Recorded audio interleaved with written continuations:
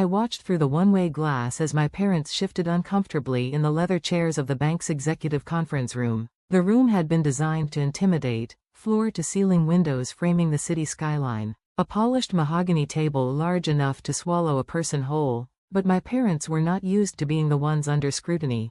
Time had changed them. Father's hair, once thick and jet black, was now completely silver. His once commanding posture slumped slightly as if bowed beneath the invisible weight of years of debt and decline. Mother still carried herself with that air of cultivated elegance. Her pearls perfectly matched to her pale suit, but I noticed the way her hands fidgeted in her lap, fingers twisting together in rare betrayal of her nerves. Yet for all the signs of aging, one thing had not changed, their sense of superiority. Even here, even now, even as they prepared to beg for financial salvation, they carried themselves with the arrogance of people who had never been told no in their lives. The Chen family's request for a $50 million emergency loan lay before us. The folder was thick with numbers, projections, and warnings, but to me it contained something else, 2 decades of unspoken history. Thomas, my CFO and most trusted confidant, flipped through the file in front of me. Their real estate empire is crumbling, he said in a measured voice. Overextended, overleveraged, and severely exposed to the downturn in the luxury housing market. If they don't secure this loan, they'll default within weeks. I nodded slowly, though my eyes were fixed on the couple beyond the glass, my parents, the same people who had not spoken my name aloud in 20 years. My name is Victoria Chen, though the world now knows me as Victoria Walker. 2 decades ago, I was the dutiful daughter of one of San Francisco's most powerful families, groomed for society galas, educated in the finest schools. I was meant to marry well and carry on the Chen legacy, but when I fell in love with James Walker, a brilliant software engineer with more ideas than dollars, my parents saw only betrayal. Their ultimatum had been simple: marry Andrew Kim, the wealthy real estate heir they had chosen for me, or be cut off entirely. I chose James. And in their eyes, I ceased to exist. They don't know you own Meridian Bank? Thomas asked quietly, watching me study their faces. No, I replied. As far as they're concerned, I disappeared into some middle-class obscurity, living a forgettable life with my poor husband.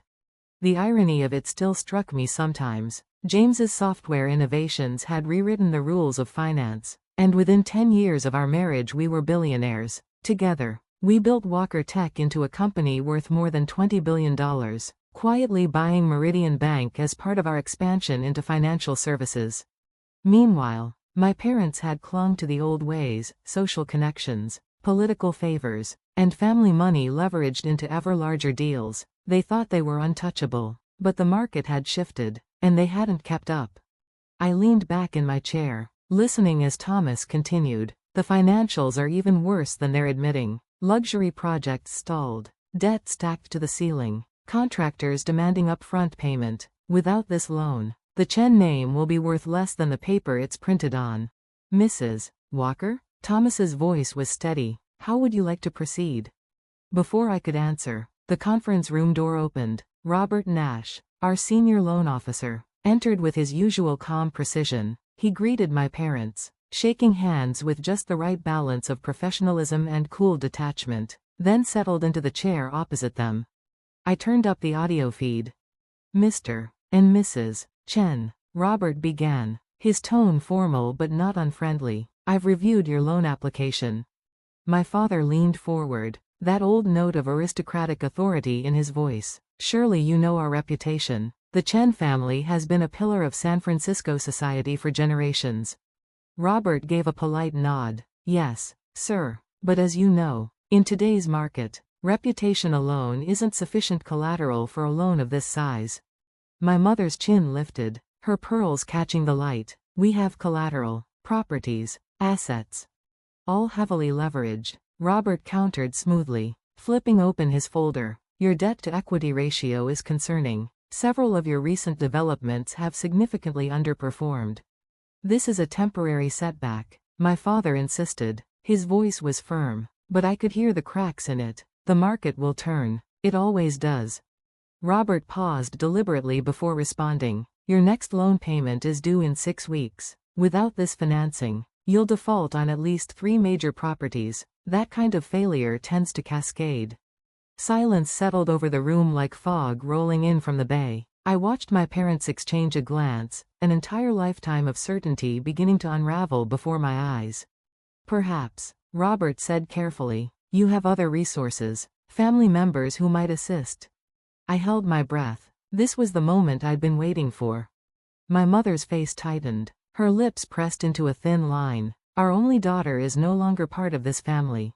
Robert let that statement hang in the air before consulting his notes. Victoria Chen, now Victoria Walker, quite successful in technology and banking. I believe her company's market cap recently exceeded $20 billion.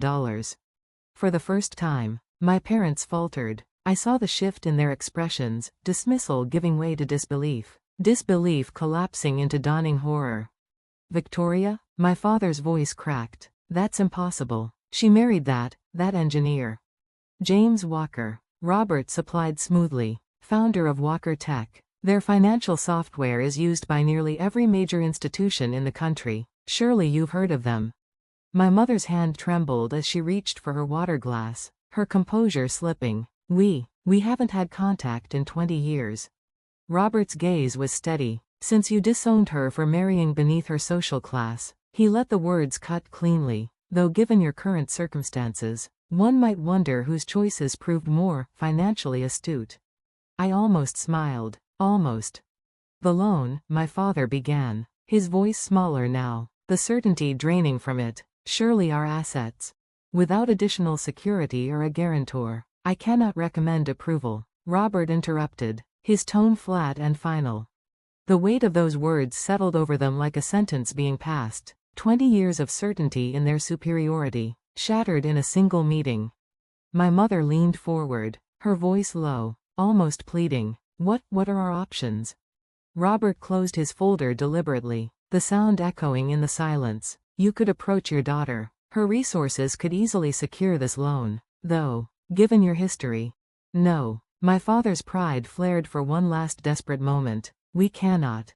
Cannot what? Robert asked, his tone sharpening. Cannot admit you were wrong? Cannot acknowledge that the daughter you cast aside for love is now the only person who can save you? Beyond the glass, my parents sat frozen, their empire collapsing around them, their pride warring with their desperation, and I sat watching. 20 years of silence between us, deciding whether the past would define the future or whether I would. The station had achieved more wealth and success than I once thought possible, yet in that moment, as I sat behind the one-way glass, none of it felt triumphant. My parents sat stiffly in the conference room, their silence louder than any outburst could have been. In their world, the world of old money, social circles, and handshakes sealed over martinis, bankers did not speak to them the way Robert had, but their world was collapsing, brick by brick, and with it all the certainties they had clung to for decades.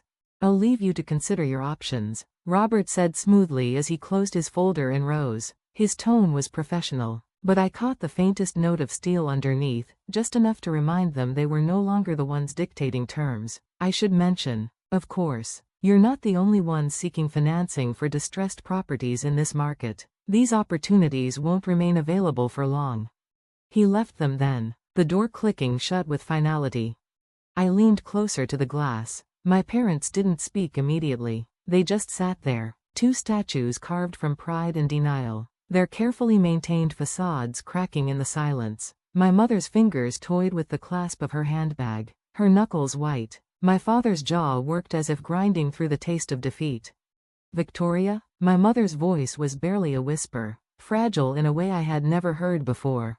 We should go, my father said quickly, his tone hard, dismissive, as if by sheer willpower he could erase what had just transpired. He stood abruptly. There must be other banks, other options. There aren't, I murmured to myself, my breath fogging the glass. I've made sure of that. Behind me, Thomas waited, his expression unreadable. Your instructions? I didn't answer immediately. Instead, memories pressed in, uninvited, walking away from this very family with nothing but a suitcase, the weight of their rejection heavier than any bag. James taking my hand that night, promising we'd build something real, even if it meant starting from nothing. The nights we stayed up until dawn, sketching ideas on napkins, turning code into prototypes, prototypes into companies, and companies into an empire. And then our children, Emma and Michael, who had grown up without grandparents because pride had been more important than love. Let them stew, I said finally, my voice steady. 3 days, let them sit with the weight of their choices. When Robert calls them back, they'll be ready to listen. Thomas nodded, though he hesitated. And if they contact us directly? I smiled faintly, a sharp echo of all the unanswered letters and silent holidays of the past. They won't. Their pride won't allow it, at least not yet. Through the glass, I watched them gather their things. My mother's hands trembled as she lifted her bag. My father's shoulders slumped, bent beneath the invisible burden of failure. For a moment I searched myself for satisfaction, for the revenge so many would expect in this scenario. But all I felt was inevitability. A wheel had turned, and now it had come back around. As they walked out to their waiting car, no longer the chauffeured luxury they once paraded, but something modest, something ordinary. I knew where they were headed, back to their mansion, to regroup, to plot. But what they hadn't realized yet was that their avenues had already been sealed off. Every major bank in San Francisco answered to us in one way or another. Every investor had been quietly steered away. The Chen empire had reached the end of its lineage. 3 days stretched into 5. I watched from my office as reports trickled in. They've started liquidating, Thomas told me one morning, placing a folder on my desk. Inside were photos and notes. Their Aspen retreat, gone. The collection of luxury cars, auctioned. Even pieces of my mother's jewelry. The same pearls she once wore like armor at every charity gala, sold off in desperation. And the company? I asked, though the answer was already written across every headline, every chart I studied.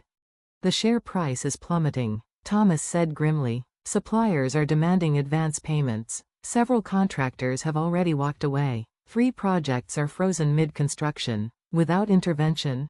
He didn't finish. He didn't have to.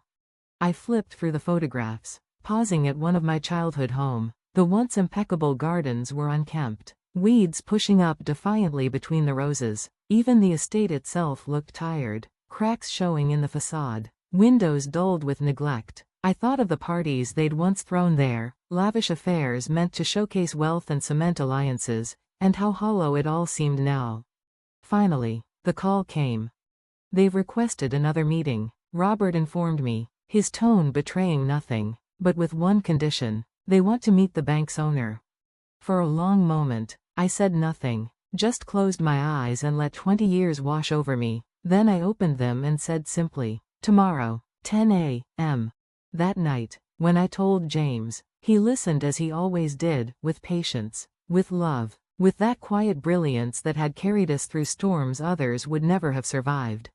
Are you sure? He asked finally. We could buy them out quietly. Save their company without revealing yourself. It doesn't have to be this confrontation. But I shook my head. It does. They need to see. They need to understand. Not just about me, but about you, about everything they thought wasn't enough.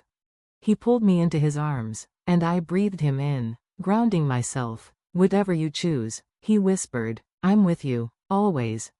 The next morning, I dressed with care. No designer gown. No flashy labels, nothing of their world, just a tailored suit, sharp and precise, chosen to communicate authority built on merit, not inheritance.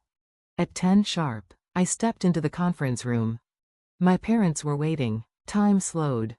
My mother gasped, one hand flying to her throat. My father half rose before collapsing back into his chair, the color draining from his face. Victoria, she breathed, as though speaking my name might break the spell.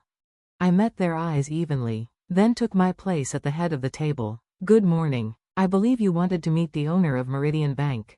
The silence that followed was thick, suffocating. 20 years of denial and rejection lay shattered between us. You? My father's voice cracked. You own the bank? Among other things, I replied coolly, opening their loan file. And yes, James Walker, the man you dismissed as unworthy, helped build all of it. All this time, my mother's voice broke, tears threatening to ruin her carefully preserved poise. I glanced up, unflinching. Yes, all this time. Then I began to lay out the terms.